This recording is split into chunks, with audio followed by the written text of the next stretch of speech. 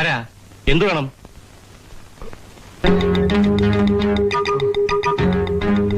ഓഹോ, താനാണോ? വീട്ടിലൊന്ന് വെല്ലുവിളിക്കാൻ വന്നാണോ? അല്ല സാർ, അത് പിന്നെ നിങ്ങളെ പോലെ ചെറുപ്പക്കാരിൽ നിന്നും അല്പം കൂടെ ഡീസൻസ് ഞാൻ പ്രതീക്ഷിച്ചു. അല്ല സാർ, സത്യം പറഞ്ഞാൽ ഞാൻ സാറിനോട് മാപ്പ് ചോദിക്കാൻ വന്നതാണ്. എന്താ ഇത്?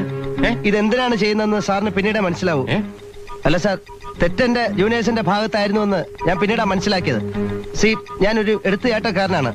കാള പറ്റുമെന്ന് കേട്ടാൽ ഉടൻ തന്നെ ഞാൻ എക്സാക്ട്ലി. ഇതിനു മുമ്പും പല അബദ്ധങ്ങളും എനിക്ക് ഉണ്ടായിട്ടുണ്ട്. പിന്നെ സത്യം പറയാലോ, ആൾക്കൂട്ടത്തിൽ വെച്ച് ഒന്ന് ഷൈൻ ചെയ്യാലോ എന്നോട് കരുതിയ സാറിനോട് ക്ഷമിച്ചു എന്ന് പറയണം. എങ്കിലേ എന്റെ ആത്മാവിന്, സോറി, എന്റെ മനസ്സിന് സമാധാനം കിട്ടൂ. ഓക്കെ, ഞാൻ ക്ഷമിച്ചു. പോരെ? എങ്കിൽ പിന്നെ ഞാൻ അങ്ങനെ ആവട്ടെ. പോട്ടെ. ശരി. എനിക്കൊരു ഗ്ലാസ് വെള്ളം കിട്ടിയിരുന്നേ കുടിക്കായിരുന്നു. അതിനെന്താ മോളെ, ചായ കാപ്പി കൊണ്ടുവരൂ.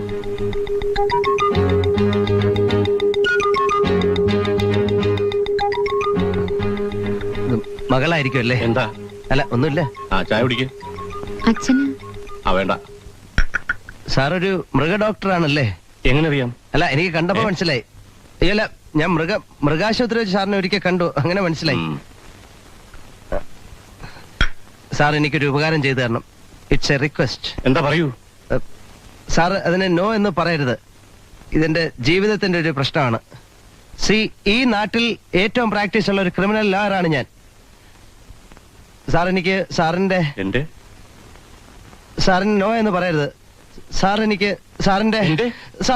ഒരു അൽസേഷൻ പട്ടിക്കുട്ടി തരണം. അതിലൂടെ പട്ടികളെ ഇല്ലല്ലോ. പട്ടിയില്ലേ? എന്നാ ഞാൻ ഇറങ്ങട്ടെ. ഒന്ന് നിന്നേ. ശ്യാമിന്റെ അമ്മ ഇന്നലെ രാവിലെ ഇവിടെ വന്നിരുന്നു. നിങ്ങളുടെ വിവാഹം അടുത്ത മാസം നടത്താൻ തീരുമാനിച്ച ഞങ്ങൾ പിരിഞ്ഞത്.